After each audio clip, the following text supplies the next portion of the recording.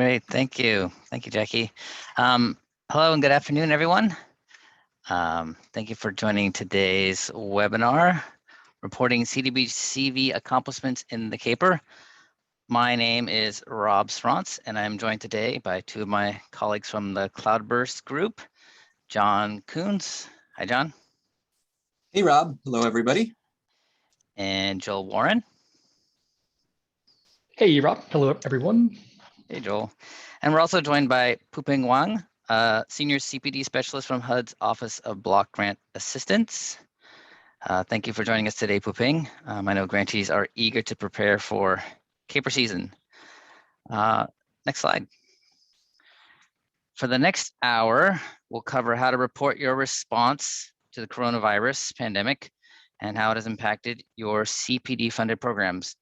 We'll look specifically at the screens in IDIS that capture and present performance data as progress towards meeting those goals. We'll also look at the options CV grantees have to report accomplishments. And last, we'll show you some useful reports that are specific to the CAPER and the CARES Act or CV funded activities. So quick review of our agenda next. We'll be providing an overview of the CAPER. We'll discuss some general guidelines about completing the CAPER. We'll cover some specific screens in IDIS, focusing on goals and outcomes and CDBG specific requirements. And trailing the play from the midfield will be IDIS reports. We're assuming that you have general understanding of the CAPER and the CAPER process. This session will focus on how to report CDBG-CV activities. If we'll have time, we'll take a few questions at the end, although we have a lot of material today. So we may run out of time, and we also know you may have another presentation you want to head to. If you have unanswered questions, feel free during the presentation to drop them in Q&A. We'll grab them and answer them at the end as we can. But please also remember HUD Ask a Question is available, and it will likely go to one of us to answer. So you can use that after the presentation if you have any lingering questions. So now I will pass the presentation off to John Coons. John. Thanks, Rob. So let's start with a fun fact, because what could be more fun than talking about the CAPER, right? And maybe that's why they scheduled us for the afternoon. Now, while the CAPER flower is a perennial, the CAPER submission, as in the Consolidated Annual Progress and Evaluation Report, is an annual.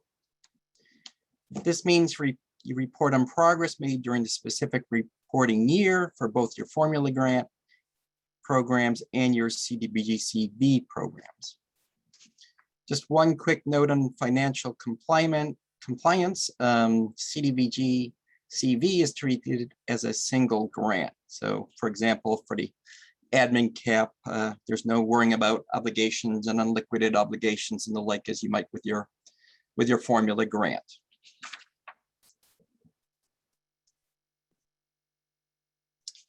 So today we are focusing on reporting on CDBG-CV and coronavirus response.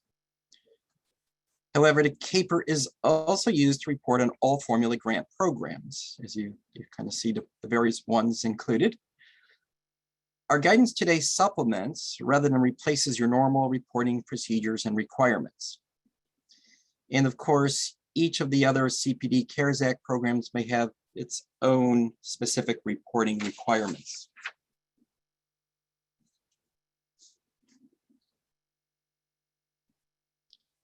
And really just a reminder, the CAPER extension provided by HUD applies to only the 2019 CAPER.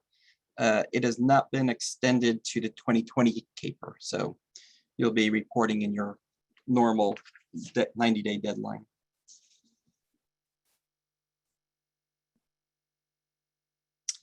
And really, flexibility is one of the key concepts we'll touch on today. As you may recall, back in the spring of 2020, when the pandemic hit, Congress and HUD acted with a fair amount of urgency to release the CARES Act funds to respond really to the widespread economic and social hardships. So as a result, they provided waivers and streamlined the annual action plan process and did not even require amendments to your consolidated plan to to get the funds on the street. As a result, grantees set up goals and projects related to their CDBG-CV funds in a variety of ways. Some grantees could add new CDBG-CV specific goals. They could add projects that are associated with existing CDBG goals. Or they could even just add projects and not associate them with any goals. This variation is important because the structure of goals and projects really determines what data gets pulled forward into the CAPER goals and outcomes screen, the CR05 screen that we'll spend some time on today.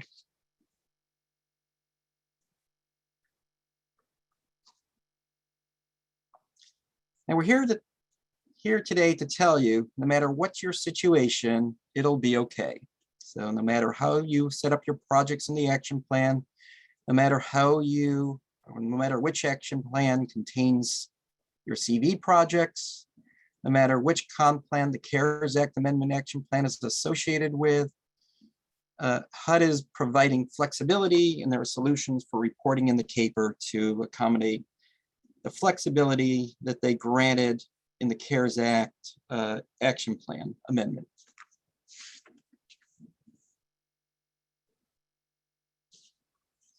Now, so even if you find yourself having an allergic reaction to the CAPERs and suddenly need to depart this session, there are two fundamental takeaways to keep in mind. First, you should report progress made with your CDBG-CV programs and in your response to the preparing, preventing, and responding to the coronavirus.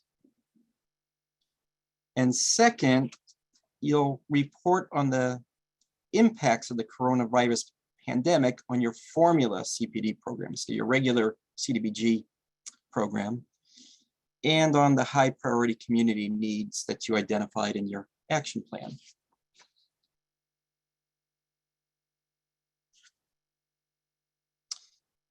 Now we'll talk a little bit about where and how to report about the CDBG-CV funds and the impact on the coronavirus in the IDIS CAPER template. So that's what you're seeing here. That's the template as you identify screens in IDIS. And today we're really covering 5 screens that can be used to report on the CDBG-CV progress. The 2 critical screens are the CR05 goals and outcomes screen and the CR45 CDBG screen, as that's why they get the stars.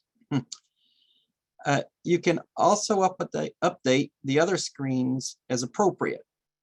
So just for instance, if your CDBG-CV activities address homelessness or affordable housing goals, or if you updated your monitoring process as a result of social distancing, you may want to update those screens. But we're really going to focus on these 5 screens as identified. The CR05s, well, the administration screen, which is quite quick, the CR05s, CR10, CR15, and CR45 screens.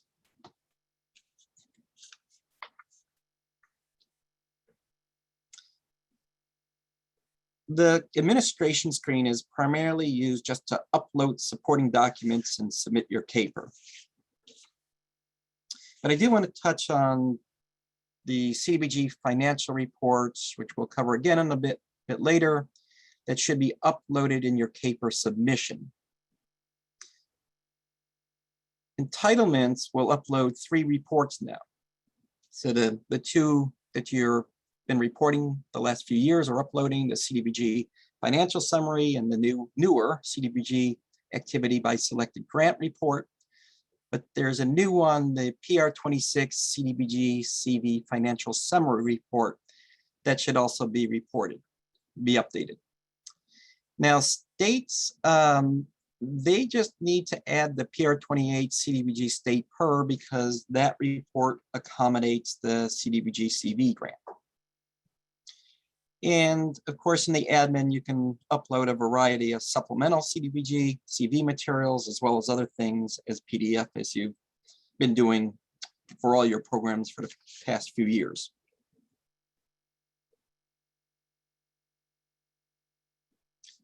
All right, now let's turn to the CR05 goals and outcomes screen where we're going to spend a lot of time. So this is really, just to give you a heads up, this is the big screen that we're going to spend a good amount of time on.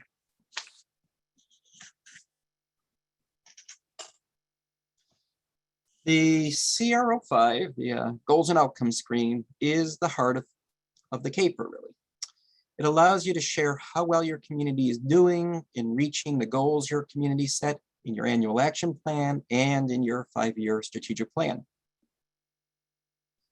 It's also the main screen you will use to tell the story of the progress made in implementing your CDBG-CV programs. So the screen contains 2 tables in the number 2 and 3 and 2 narratives. Table 1, so in table 1, you can report on how you're doing with accomplishments for your program year, and table 2 addresses accomplishments for the strategic plan to date. These tables pull data from the IDIS activities and compares the actual accomplishment data there with the expected outcomes you included in your annual action plan and consolidated plan. So this is the same as you've been doing for years. The 2 narrative fields are located in the top and the bottom of the screen in orange. In addition to responding specifically to the question prompts, they can be used to supplement or explain the data entered in the tables. And that's particularly important for your CV accomplishment data.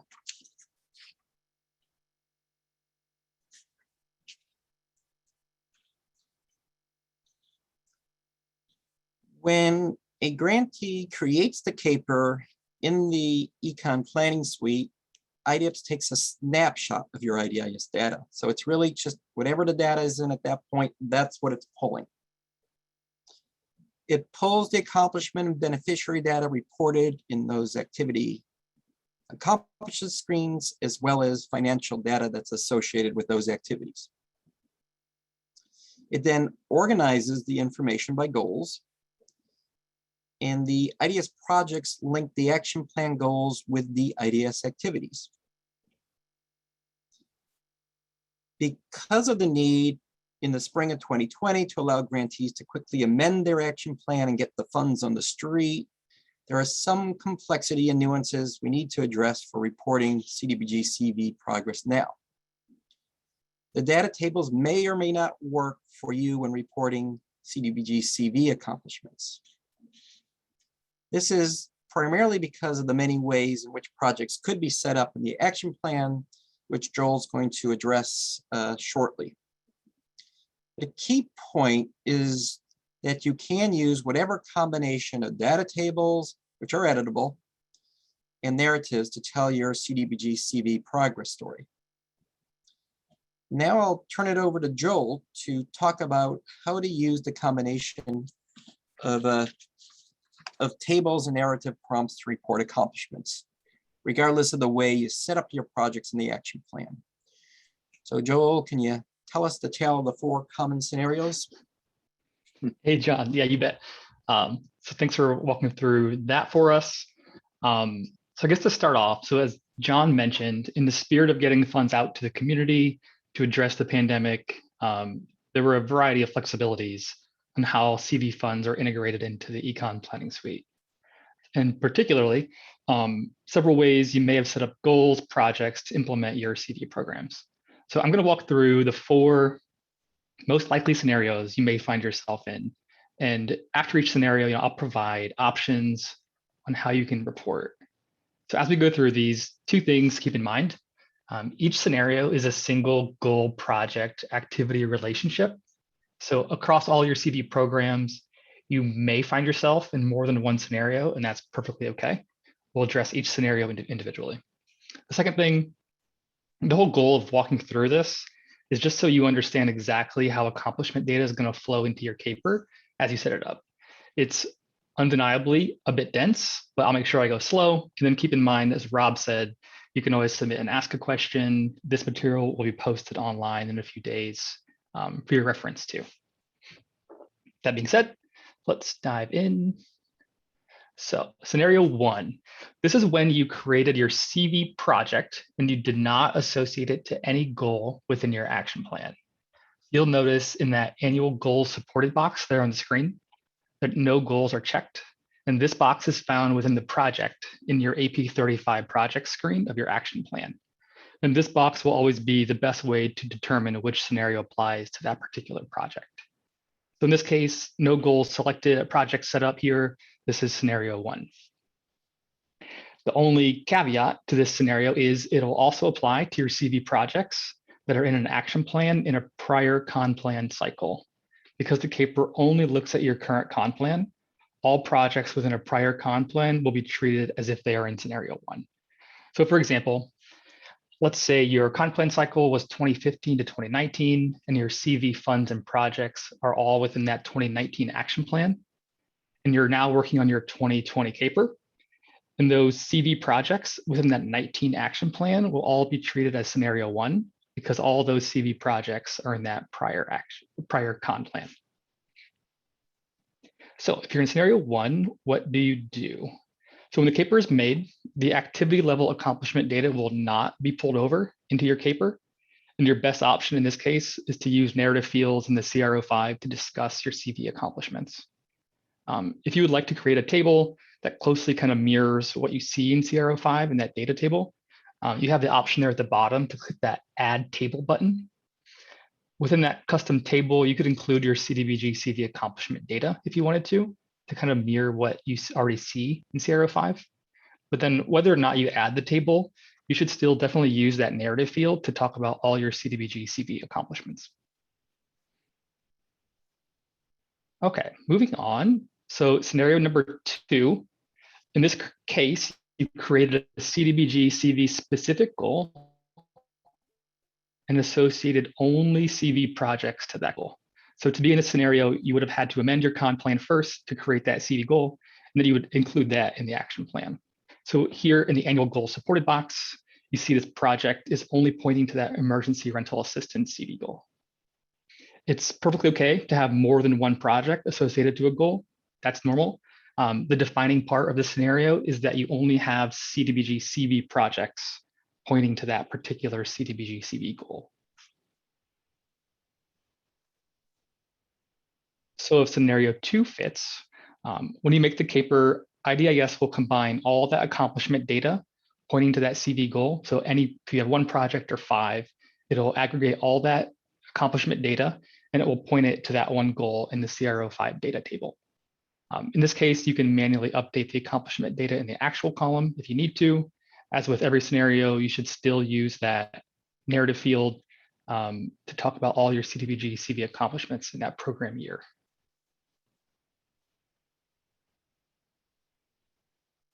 All right, so we're halfway through, so stay with me. Scenario 3, you have regular CDBG projects and CDBG-CV projects pointing to the same single goal. So you'll see in the annual goal supported box there, just one goal is checked again.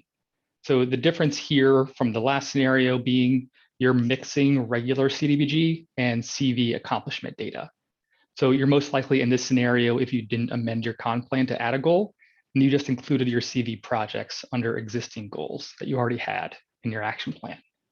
Again, the defining part of this scenario is that you have CDBG and CV projects both pointing to that same single goal from your action plan. So if scenario 3 is where you find yourself, when you make the CAPER, the goal will capture and combine all that IDIS accomplishment data for all the projects pointing to that single goal. So with this case, you have 2 good options. The first one will be to manually update that actual column in the CR05 to show only your regular CDBG accomplishments. Then you could pull your CV accomplishments out and just discuss those in the narrative fields. The second option is you could leave all the data combined, so not touching the numbers there in the CR05 data table. So you're mixing CDBG and CV accomplishment data. And then you could just use the narrative fields to describe the difference and then kind of parse apart your CDBG and CV accomplishments in more detail. All right, and finally, scenario 4. So this is when you have your CDBG-CV project associated to more than one goal. The kind of goal here really doesn't matter. The defining aspect is just that you have a CV project associated to more than one goal. And you'll see in the annual goal supported box that there are 2 goals checked. If your CV projects are set up this way, pointing to more than one goal, when you make your CAPER, there will be no accomplishment data that flows into the CAPER. So you'll need to use the narrative fields in the CR05 to discuss those CV accomplishments. And like scenario 1, same here, you have that option to add a table button at the bottom of the screen, and you can kind of make your own table that kind of matches the CR05 data table. And if you do include a custom table like that, you'd still want to use the narrative fields to discuss your accomplishments. The same as with all scenarios. One more thing about this scenario though. So when there's no data coming through at all, there's a good report that John will touch on later, the Con Plan Goals and Accomplishments report. This report, there will be a category that specifically collects accomplishment data that's connected to more than one goal. And it'll separate it out for you by activity. All right, John, against all odds, we made it out. What do you have for us? Yeah, thanks for helping us navigate that, Joel. So, that may seem, excuse me, a bit confusing, but really it's about finding the scenario that relates most closely to your situation, which will let you know if the data tables are tools you'd like to use to report upon the CDBG-CV accomplishments. And again, just as a reminder, these slides and even a quick guide that's forthcoming will be posted on the HUD Exchange. No matter how your data table captured CDBG-CV data, you can report progress in the 2 narratives. Now that Joel has covered how the data works, let's take a little closer look at responding to the 2 narrative prompts related to your coronavirus response and use of your CDBG-CV funds. Let's look at the first prompt. Progress the jurisdiction has made in carrying out its strategic plan and action plan. So this, again, these are the prompts, the same prompts Joel was referring to above when he looked at the scenarios, but just diving a little bit deeper. So this prompt is where you can most directly provide a CDBG-CV specific accomplishment data, if not captured in table 1 or table 2 of the screen. If the CDBG-CV and regular CDBG accomplishments was combined in the tables, such as in scenario 3 Joel talked about, you make breakout CDBG-CV funded accomplishments here in the narrative. If the tables only include CDBG and not CDBG-CV data, you may include CDBG-CV accomplishments here. So again, you could use these narratives to flesh out and provide directly, the general accomplishments achieved with your CDBG-CV program, and just making sure it's clear that you clearly state what it is. The narratives can also be used to discuss progress in meeting goals addressing the pandemic using both CDBG and CARES Act funds, and to provide context of progress in implementing CDBG-CV activities.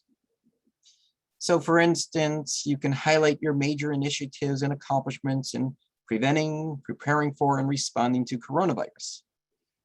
You can also provide a status update on major activities. Are certain activities getting off the ground and will be implemented soon, for example?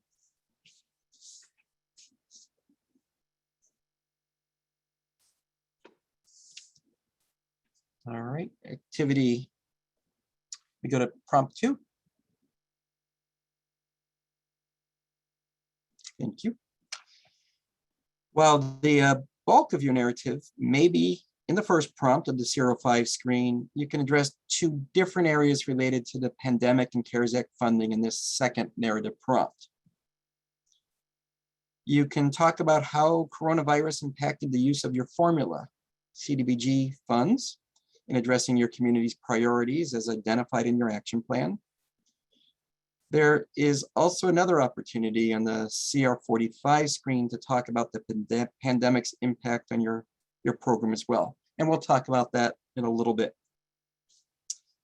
Second, you may address how CDBG-CV funds were used to meet any objectives set forth in your annual action plan amendment, your CARES Act amendment, even if you did not add CV specific goals, but just added projects. So this really wraps up our talk about the CR05 screen, which may seem a little like a maze, until you really understand how the project relationships with goals in your action plan may steer to data, and that you can simplify things by addressing your CDBG-CV accomplishments in the narrative action plan if there are too many twists and turns. Now we get to move to the remaining screens where the structure of projects and goals hold little sway. So it gets easier from here. Joel, can you take us to the next screen? Hey, thanks, John. Yeah, you bet. So we'll move into talking about the CR10, which is the racial and ethnic composition of persons assisted screen. And like John said, thankfully the CR10 is much simpler than the CR05. So this screen really completely bypasses that entire goal project relationship. The CR10 just simply pulls in beneficiary data from every activity accomplishment screen for the entire reporting program year. So if you're doing your 2020 CAPER, that CDBG column you see there, it'll combine all of your regular CDBG and CDBG-CV beneficiary data that you included in your 2020 program year. So that CDBG column will combine everything, and goal project relationship doesn't matter. It's only looking at the activity accomplishment screen for that particular program year. More on the CR10. So you should use reports to either identify or verify the data that populates in this screen, and then use that narrative prompt at the bottom to discuss beneficiaries of your CV programs. Another important thing to keep in mind in this screen, as well as everywhere in the CAPER, all these data fields can be edited. One caveat to this screen, you'll notice those category names cannot be edited. And you may be familiar with the IDIS accomplishment screens where you have more options of categories.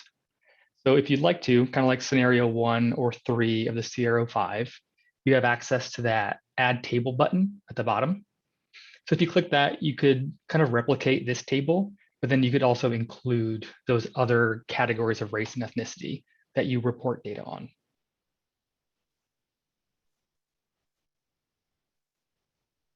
All right, so that's all for CR10. Moving into CR15 and the fourth screen we're talking about today, the resources and investment screen.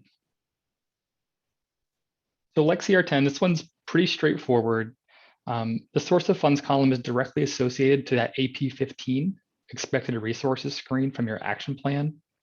So if you're making your 2020 CAPER, but your CV funds are all in your 2019 action plan, you won't see that other CDBG-CV as a source here in this screen. So this screen, if you're in your 19 CAPER, it looks to your 19 action plan. For your 20 CAPER, it looks directly to your 20 action plan. And it will copy over all those sources you listed out on the AP15. One more kind of catch is if you have multiple other sources on your AP15, so if you have like ESG-CV, CDBG-CV, and HOPWA-CV, in this screen, you'll only get one row that says other. You'll have to combine all those resources here in the data fields and the resources made available and the amount expended, and you'll have to use the narrative below to kind of differentiate between all of those other resources. Moving across this table, that resources made available column This is also taken directly from your AP 15 screen of the action plan.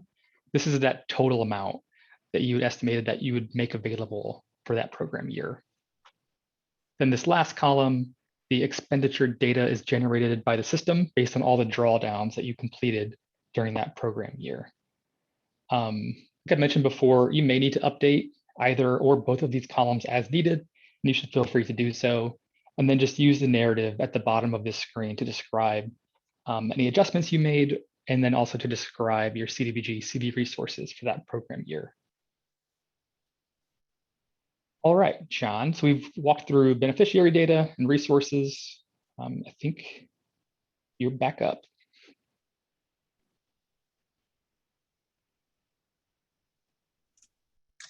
Thanks, Joel.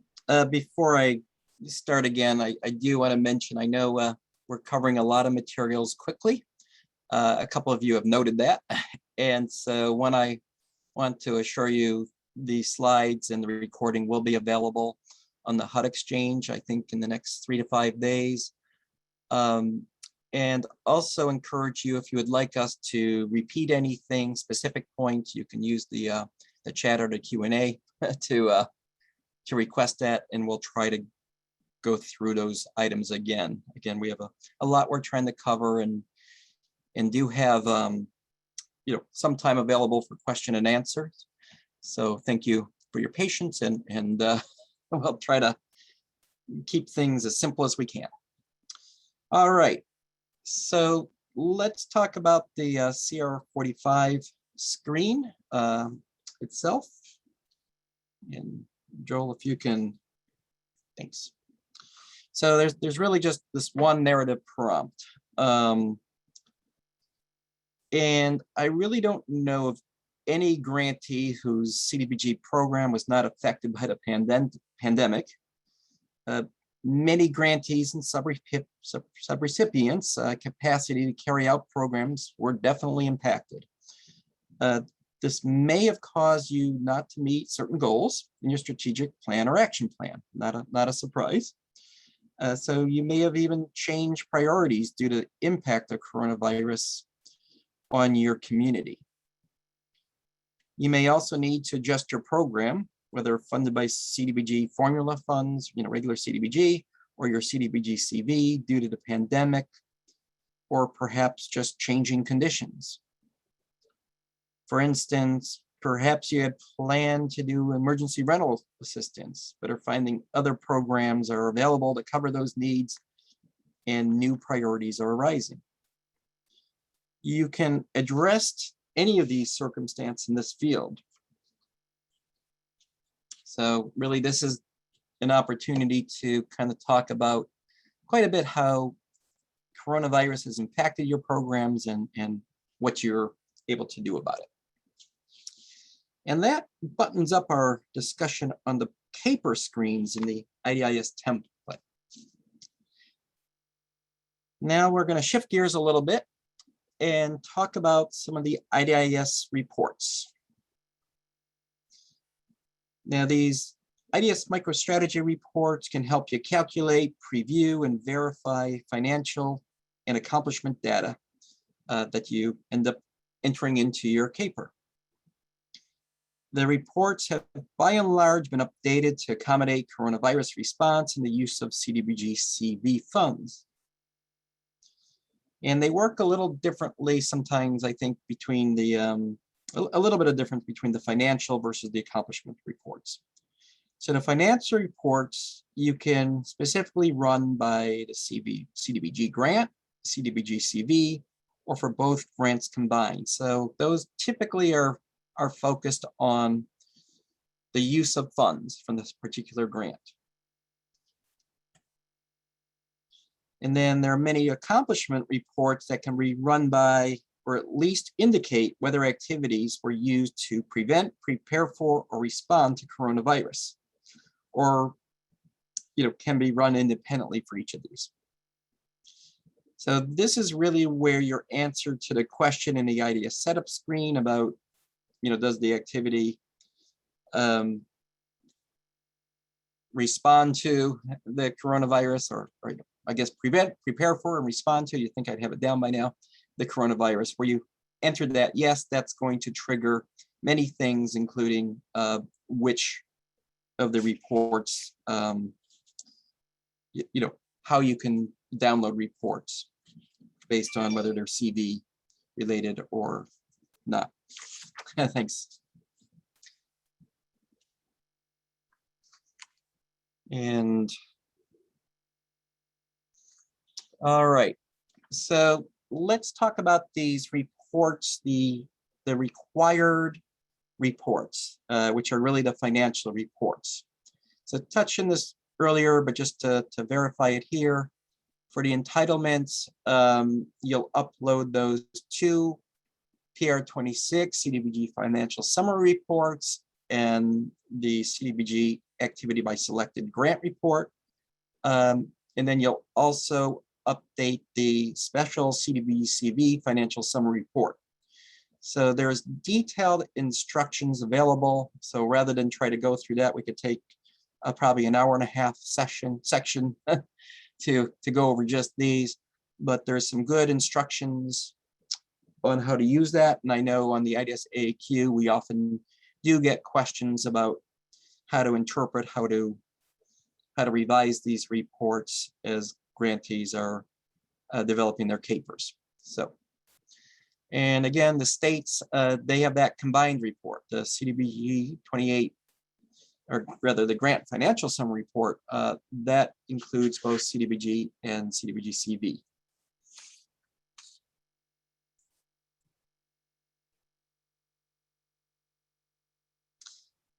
So many of you are familiar with the Consolidated Plans and Accomplishment Report. Joel mentioned that earlier. And just a couple things here. So when it is a best practice to run the report before creating your CAPER to make sure you understand how the 05 screen particularly is going to capture your IDS data. So remember, when you create your CAPER, it takes a snapshot of the data there. So running this before you develop your CAPER gives you a pretty good understanding on how things will be organized based on that, the goals and projects. The report breaks down accomplishments based on whether your projects were linked to a single goal, multiple goals, or no goals at all. So kind of getting into the scenarios that Joel talked about. And there's separate sections with those. And while much of it's kind of aggregated, when you get into the areas where it's unclear which goal and activity is linked to, then it will display that information. There are a couple of other reports that may be useful if you're looking for summary data by matrix code, which can often be used to align with a goal. So it's sort of broader. It bubbles up all the information that was reported in activities and aggregates them by matrix codes. The PR50 report, the selected CDBG-CV expenditure report, just includes the disbursement information, whereas the PR51 report includes the accomplishment data. So there's these reports, and of course there's others you may have used for other reporting requirements that in most cases do have the ability to isolate CDBG and CDBG-CV accomplishment and financial data. All right. Now let's turn to some useful activity level reports. So here are two terrific reports. That's my bias, I guess. We're really drilling into activity level data, which can easily be downloaded into Excel. And once you get it into Excel, you can filter and sort the data. And that in turn really can help to calculate, verify your CDBG and CDBG-CV data. So these reports, again, can be run for both CDBG and CV data or independently. And both reports provide detailed information on the CDBG and or the CDBG-CV funded activities. Includes things like accomplishment information, how many households or served, how many persons served, financial status, and even includes activity descriptions. And you'll note on the PRO2 report, this is a different one that you may have been reporting for years. This is a new one developed for this, just the CDBG CARES Act activity detail report. One note in the PRO2, this one really looks at the status of the activities as it relates to the program year under which it's set up. So it's not one that ties necessarily directly into what did you do this year, but it has good information on all the accomplishments to date by the activity status, right, by the particular activity. The PRO3 reports, there's really two of these. One is the PRO3 CDBG-CV activity summary report, and then there's the similar one that's called a BOSMAC. So the first report is that text-based PDF, and again, that's good. It does have an indicator on whether the activity responds to the coronavirus or not. But I really do like the BOSMAC version as well. You know, again, all these give you a lot of detail on each activity. Downloading them to Excel means you can filter and sort to your heart's content. And it's also a tool that can be used. Again, I use these tools if you're not sure of what exactly should go within a particular year. Reporting, you know, you can really break it down in this Excel file. And again, through some simple sorting, filtering, you can get a good handle on exactly what's happening. Excuse me. And one other just note about the PRO3, both the BOSMAC version of this one is really set up very much to focus on what happened during the reporting year.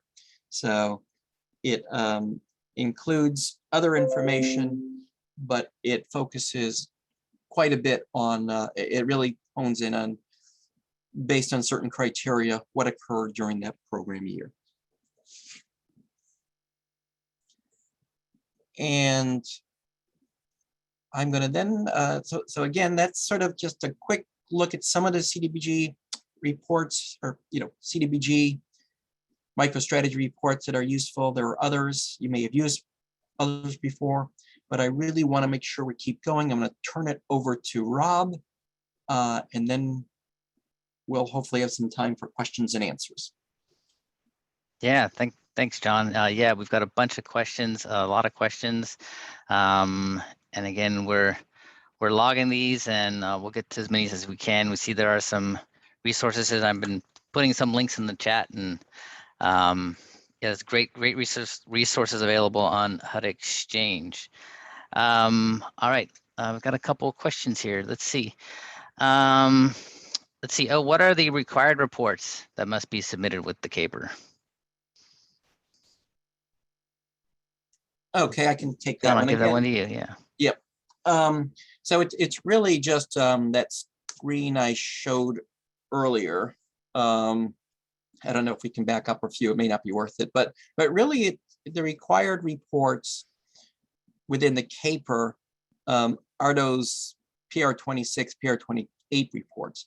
Now, I know some field offices, you may want to check with them. They do like it when you do the PRO3 report, but those are really the required reports. The other reports are often used in sort of helping verify the information or to develop, or excuse me, can also be used. I know some grantees like to provide their residents as part of the citizen participation process certain reports. So if you do it there, you may want to upload the report as well.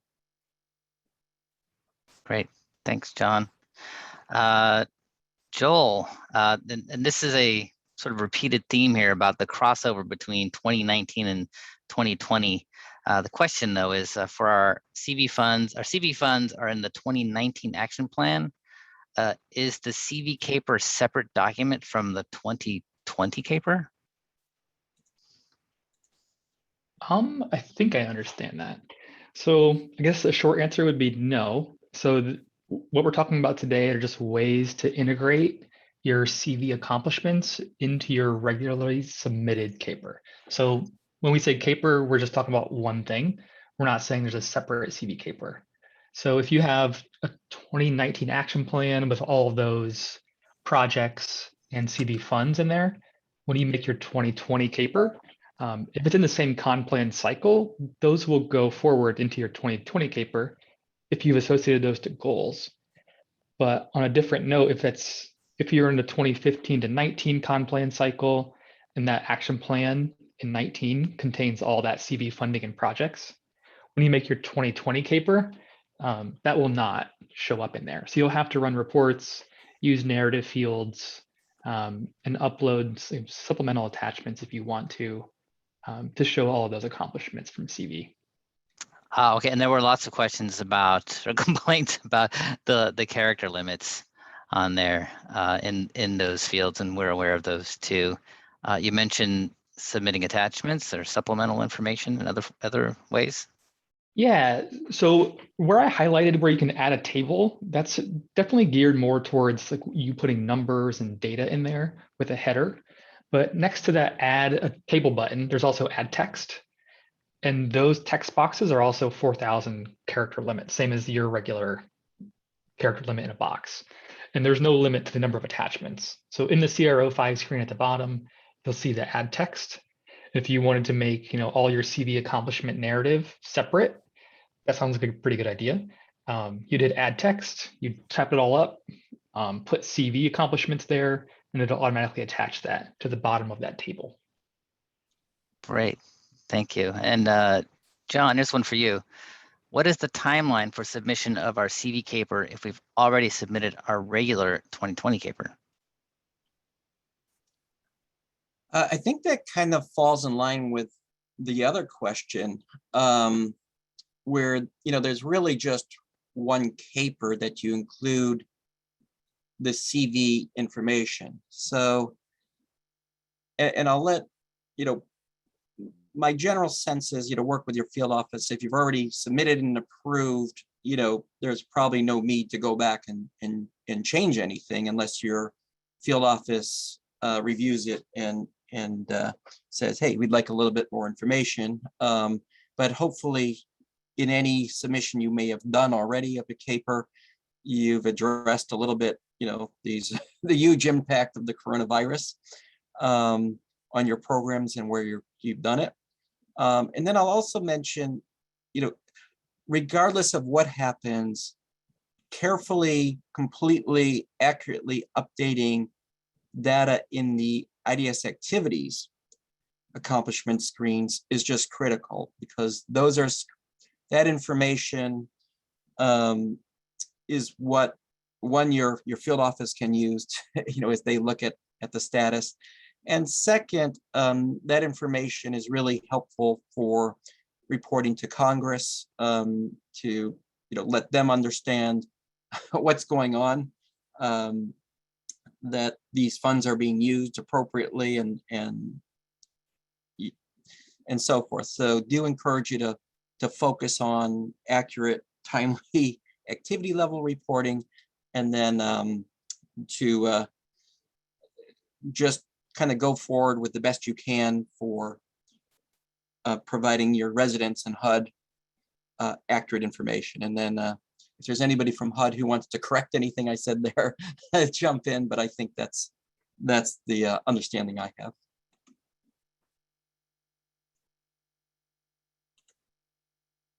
All right, thanks, John.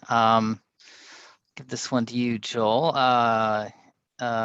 Given the HUD is keeping our action plan, our annual action plan, and reviewed awaiting modification status until our CARES Act amendments have been submitted, how do we then submit a CAPER if CARES Act amendments are not completed before the submission deadline?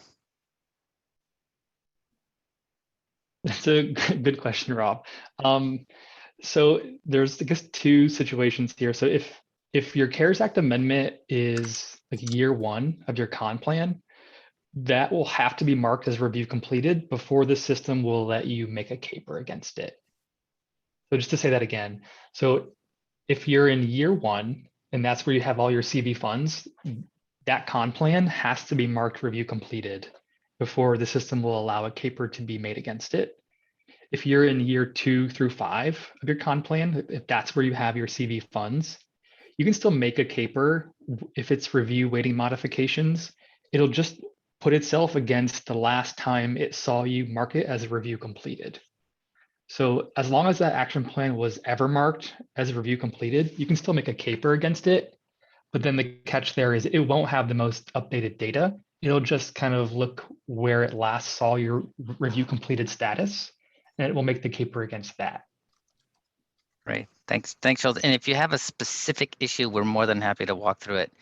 And on through ask a question, just submit a question. And remember that your year 1 action plan lives inside your con plan. So don't forget that. Let's see. John, for beneficiary data gets pulled into the CAPER, can you confirm whether it only pulls for activities that are marked completed or complete by a specific date? Yeah, let me try to tackle that one. So again, it depends a little bit on the type of activity. And again, I'm just speaking for CDBG here because different programs operate differently. So for certain types of activities, such as typically low mod area activities, I think generally those are looking for the completion date. Did the completion date fall within the period of performance or the period of the reporting year? But for many activities for CDBG, such as public services or housing, you will be going to the screen and you do report by program year. So you insert a specific program year in the accomplishment screen. So if you're doing, say, 2020, you'd insert that if it, either your first year or carried on for multiple years.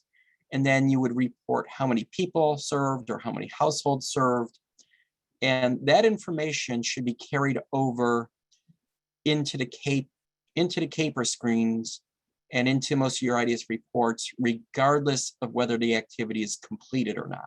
So as long as you've served these people or households, it will get included. And then, there's even circumstance that some of you may be aware of where, you can split this over separate years. So that's generally what gets included in any CAPER or some of the reports are those activities that are either open, still open during that year, or those activities that were completed during that year, or that have official completion date during that program year, or perhaps even just have draws, and have draws during that program year. So those are kind of some of the things that indicate what will come forward or not. All right, and we are out of time. Thank you, John and Joel, and our host, Jackie. Puping, is there anything you would like to remind grantees before we close? Oh, thank you all. It's a real good presentation. Thank you. Thank you, Puping. Well, thanks everyone for putting this session together. Remember, Econ Plan Ask a Question is there. And the recording slides and everything will be up within 3 to 5 days on the conference website. So thanks again, everyone. Have a good afternoon.